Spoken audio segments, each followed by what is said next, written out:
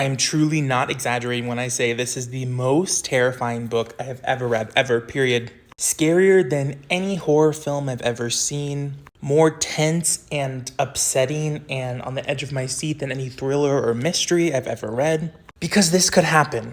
This could happen any day now. This author, Annie Jacobsen, is a world-famous Pulitzer Prize finalist journalist who has written extensively on the military-industrial complex. But this book, which just came out yesterday, and I was feeling kind of sick, so I stayed home and I just laid in bed all day and listened to it on Audible, is a very realistic look at how no one on this planet, regardless of the origin of said potential attack, would be able to escape the ramifications of what this would do. It's absolutely horrifying to imagine the very real scenario of what could happen to the people who are in the blast radius. But as she so thoughtfully and smartly points out, it's not just the people who are targeted, who are in the immediate blast radius that are affected, but the fallout to crops, air, weather patterns, climate. Like, this is a potentially species-ending thing. And I did not realize, I took a nuclear war theory class in college when I was at Dartmouth. But that was quite some time ago.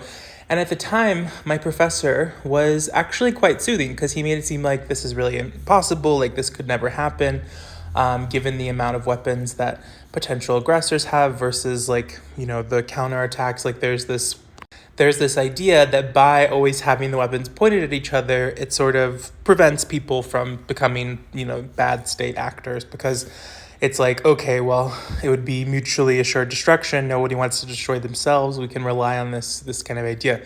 The 10 or so years that have passed since college have painted a very, very, very different world.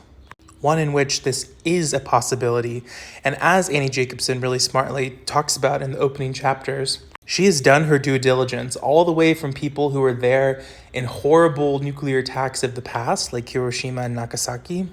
But yeah, I think this is just one of those chilling, visceral things that everybody must read, because it just reminds you, one, how fragile life is, how on the brink our civilizations are, to love each other more, hold each other close, but also to try as much as we can to talk to one another, to find common ground, to fight against this extreme polarization, and to make it so that this never happens.